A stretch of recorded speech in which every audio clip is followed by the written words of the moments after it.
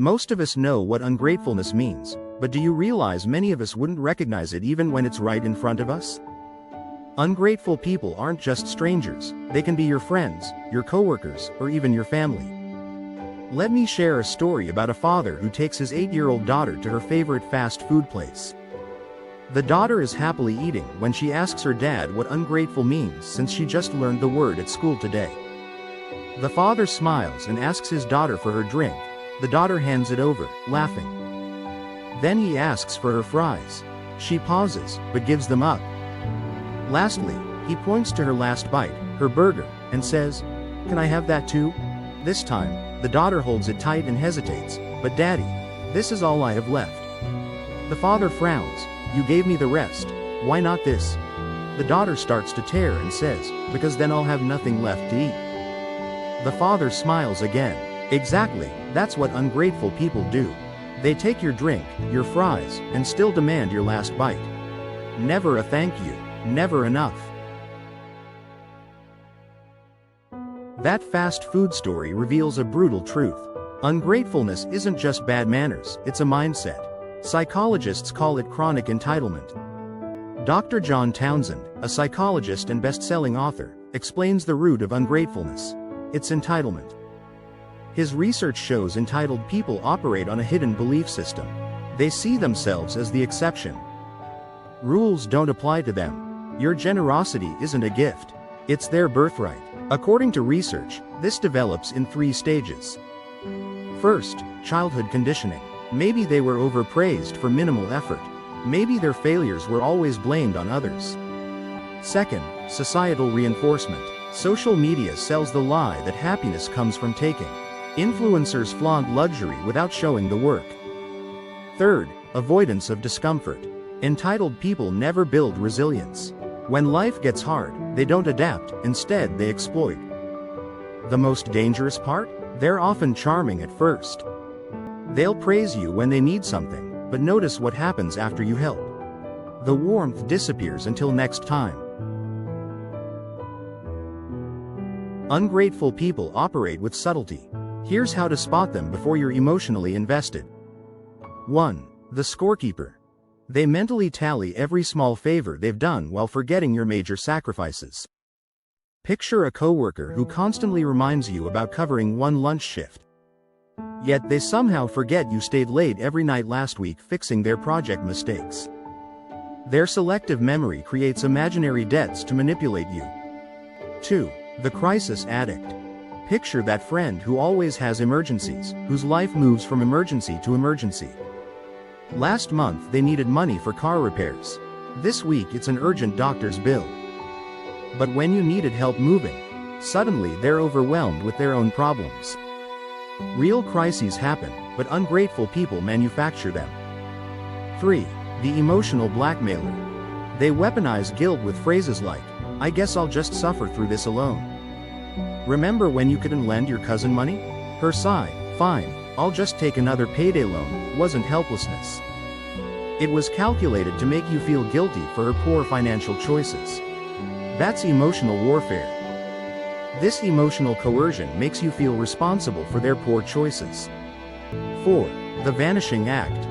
They're present when needing something but disappear between crises. Think about that college roommate who only calls when they need job referrals or career advice. But when it's your turn to seek their help, radio silence. Their attention works like a vending machine. They only engage when they want something.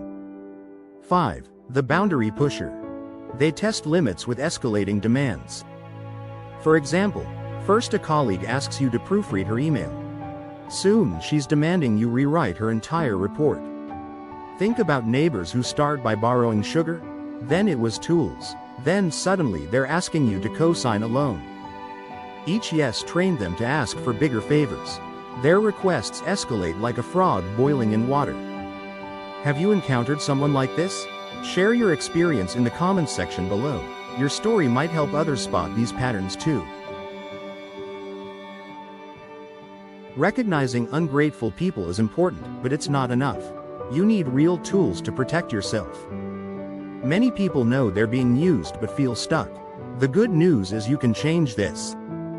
Here are 5 simple yet powerful strategies that can help you protect your time and energy. Best of all, they don't require big confrontations. 1. The no force field. The first shield is learning to say no without excuses. This might feel uncomfortable at first, but it gets easier. When someone keeps asking for favors, look them in the eye and say, "I can't do that." Keep it simple. Don't explain your reasons. Don't apologize for setting boundaries. You'll notice something interesting. When the free help stops, their requests stop too.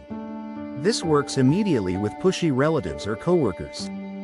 Start small by saying no to extra tasks at work. Then use it for bigger requests. Remember, no is a complete sentence that needs no explanation. 2. The slow fade escape. Some relationships can't be cut off completely, like with family or coworkers. For these, try gradually stepping back instead. Start taking a few hours longer to reply to messages each time. When they want to meet up, say you're busy without giving details. Occasionally miss their calls by accident. This gradual retreat gives them time to adjust. It also lets them save face while protecting you. Like fading sunlight at dusk, your slow withdrawal feels natural. Within weeks, they'll likely find someone else to focus on. This method avoids drama while getting you the space you need. 3. The favor freeze. Try an interesting experiment. Pause all favors for 1 month. Don't offer help first. Don't volunteer your time. Just observe what happens around you. Some people will immediately ask why you've changed. Others will genuinely check if you're okay. Their reactions reveal their true intentions. The demanding ones might get upset or try to guilt you. The caring ones will understand.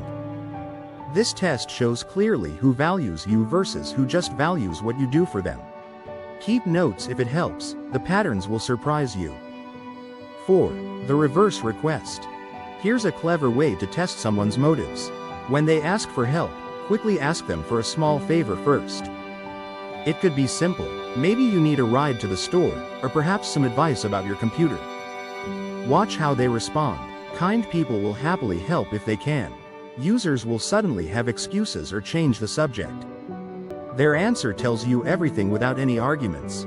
This works because takers rarely invest in others. 1 warning. Don't do this with people who truly can't help due to real limitations. 5. The mute button. For chronic complainers and drama lovers, become boring to talk to. When they start venting, don't give them big reactions. Just say simple things like, "That's tough."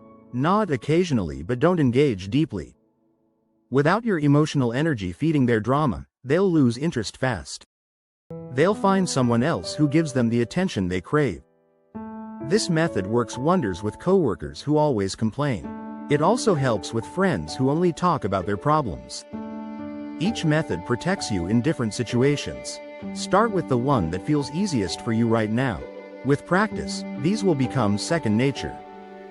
The more you practice these methods, the more you'll attract better relationships, and that's something worth protecting. Here's what I need you to remember. Your kindness isn't the problem, their inability to honor it is. Protecting yourself isn't selfish, it's necessary. Your time and energy are precious. They should be spent on people who appreciate you, not those who just use you. Start today. Notice who celebrates your successes, not just your usefulness. Value those who ask, "How are you?" before, "Can you help me?" That's how we rebuild, not by hardening our hearts, but by directing our generosity wisely. You deserve relationships that nourish you as much as you nourish others. The choice is yours. Will you keep handing over your fries to people who'll still demand your last bite? Or will you start protecting what matters most? Your time, your energy, and your peace.